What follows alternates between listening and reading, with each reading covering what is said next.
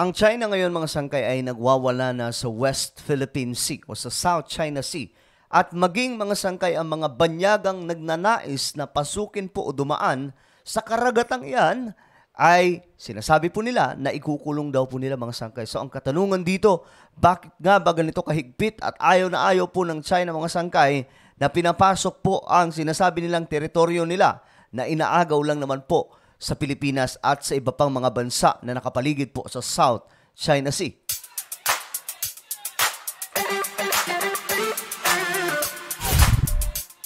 Magandang oras po sa lahat ng ating mga kababayan, sa lahat po ng mga solid sangkay na nanonood ngayon. Pag-usapan po natin itong mga sangkay dahil nga po marahil marami po sa ating mga Pilipino bad trip na rin po sa China at marami po ang naiinis sa China ngayon mga sangkay kahit po ibang mga bansa dahil po sa kanilang paghahari-harian, hindi lamang po dito sa usaping West Philippine Sea kundi sa iba pang mga bagay, mga sangkay na pinapasok po nila, negosyo, gusto po nila, sila po yung nakalalamang. Diba? Pagdating nga po sa trade war, sila din po ang nagbabanggaan laban po sa Amerika.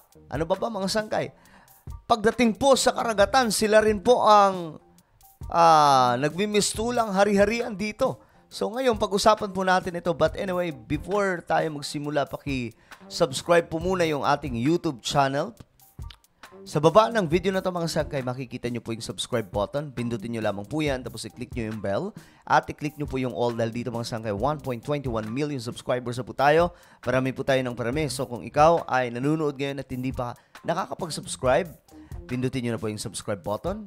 Click ang bell at i-click nyo po yung all. Sa mga nanonood po sa Facebook, i-follow nyo po ang ating Facebook page. Okay mga sangkay, ito na, pag-usapan po natin. China invasion of West Philippine Sea. Root of all evil is access to oil and gas. Na mag-usapan na po natin ito mga sangkay noon na ang dahilan talaga kung bakit ganito kasama ang China dyan sa West Philippine Sea ay dahil po sa kasakiman nila sa oil at gas. Yan lamang po ang pakay nila. Wala nga po silang pakialam, mga sangkay, kung masira man ang corals, masira man ang iba't ibang klaseng yaman ng karagatan na ito. Ang mahalaga para sa kanila, ma-invade po nila ang buong area ng West Philippine Sea or South China Sea. Nang sa ganun, maangkin po nila, mga sangkay, maangkin po nila ang oil at gas kasi napakayaman po nito pagdating sa oil dyan sa West Philippine Sea.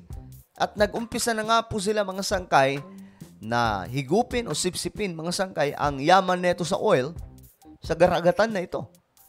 Tingnan po natin ang balitang to. With the Malampaya gas fields expected depletion in 2027, a think tank stresses that the Philippines has to develop new sources of energy to keep Luzon's lights on and prevent the economy from stagnating. A possible source of oil and natural gas, the West Philippine Sea. Totoo po yan mga sangkay. Matagal na pong usapin yan. Pagdating sa oil and gas, ang pinakamagiging source din talaga natin, dyan po sa bakuran natin, dyan sa West Philippine Sea.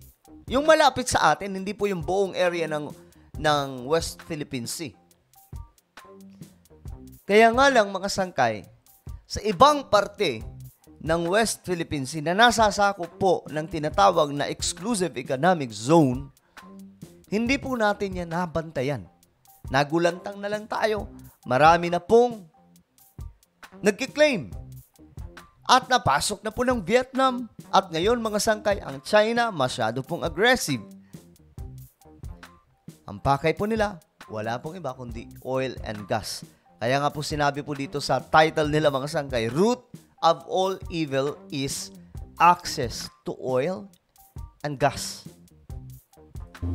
According to data from the Asia Maritime Transparency Initiative of the Center for Strategic and International Studies, the whole South China Sea has an estimated 190 trillion cubic feet of natural gas reserve and 11 billion barrels of oil reserve. Grabe, tingnan nyo to. Ganyan po katindi mga sangkay. Kaya ayaw pong mamigay nitong China. Bakit? Aba, pag napakinabangan po nila itong ganito kayaman pala mga sangkay, itong South China Sea or West Philippine Sea. Eh di tiba-tiba po sila. Ayan po. Pagdating sa natural gas reserve sa buong South China Sea or West Philippine Sea, umaabot po ng 190 trillion cubic feet natural gas ang mayroon po sa West Philippine Sea. Kabuuhan na yun mga sangkaya, yung kabuuhan. At pagdating po sa oil reserve, ayon po dito, pumapalo po sa 11 billion barrels oil reserve. Kung kaya't mga sangkay, itong West Philippine Sea, pinag-iinteresan ng gusto ng China. At ayaw po talaga nila yan mapunta sa iba. At gagawin po nila ang lahat, mga sangkay, para po talagang mapasa kanila yan. Ganyan po ang ginagawa ngayon ng China. Bakit? Lumalaki ang populasyon nila. Malaki yung bansa nila. Malaki ang pangangailangan ng ekonomiya nila. At kung mayroon po sila nito, hindi po mapapabagsak ang kanilang bansa pagdating sa ekonomiya. Kung kaya't itong discovery, okay? Itong na-discover ng mga scientists na may naka-reserve pala dyan na ganung karaming oil and gas reserve. Ito po yung pinangahawakan ngayon ng China. Pansinin nyo, paikot-ikot po dyan yung China. Lahat, mga sangkay. Ang hindi lamang po nila mapasok, itong teritoryo na hawak na ng Vietnam. Bakit? Hindi po nila mapapasok yan. Dahil bantay sarado na po ng Vietnam. Nakapwesto na po ang pwersa ng Vietnam. While tayo, Pilipinas, ang naging problema po kasi natin dyan, naging busy po tayo sa matinding awayan ng politika. And we forget,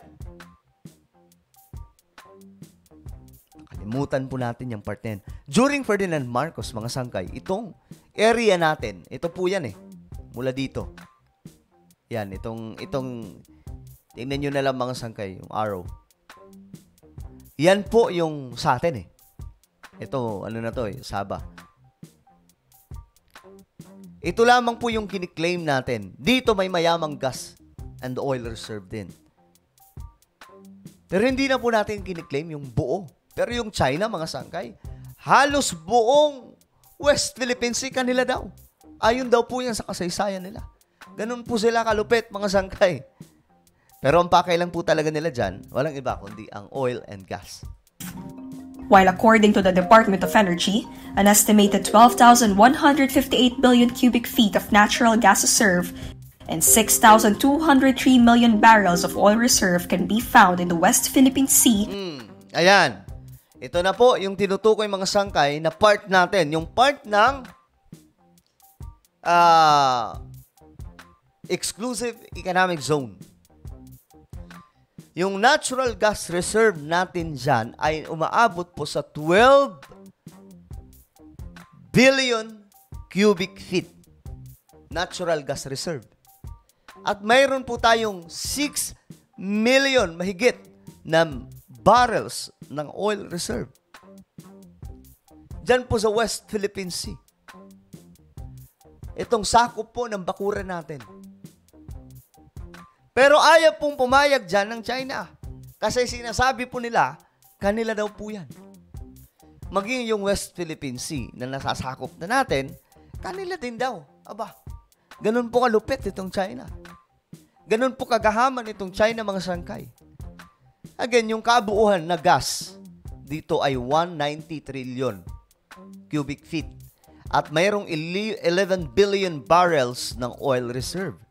Pero dito sa West Philippine Sea, yung sakop na po ng EEZ natin, mayroon po tayong 12 mahigit na billion cubic feet natural gas reserve. At mayroon po tayong 6 million barrels oil reserve. Ganyan po karami. E di ang yaman ng Pilipinas kapag nakuha po natin yan. Kaya nga lang, nagiging magulo mga sangkay ang sitwasyon. dahil po dito. Kaya nga po, ang ugat ng kasamaan, mga sangkay, dyan sa West Philippine Sea nitong China, walang iba kundi itong oil and gas na pinag-iinteresan po nila. Inside the Philippines' exclusive economic zone as of 2021. The problem is that most energy companies have refrained from bidding for service contracts because of the risks that China's aggression brings. Raymond Powell, a fellow at Stanford University's Gordon Nutt Center for National Security Innovation, says China has prevented the Philippines from exploiting its own oil and gas reserves inside its exclusive economic zone through the effective use of threats and coercion. He says that this has essentially made it seem too risky or costly to engage in legitimate oil and gas exploration activities in the West Philippine Sea, even when the Philippines has the exclusive right over its resources inside its exclusive economic zone. Okay. Ngayon mga sangay, na alam na po natin ang ugat ng kasamaan na itong China. Ito pong oil and gas na nasa West Philippine Sea. Ano po ba ang inyong opinion, mga sangkay? I-comment nyo po sa ibaba. Now guys, I invite you, please subscribe my YouTube channel. Sangkay Dyan Daily. Hanapin nyo po ito sa YouTube. Okay, nag-upload po ako dito ng mga vlogs, mga sangkay. Matutuwa kayo sa mga video na to. So please subscribe, click the bell, and click all. Okay? Kung na po ay magpapaalam, mag-iingat po ang lahat. God bless everyone.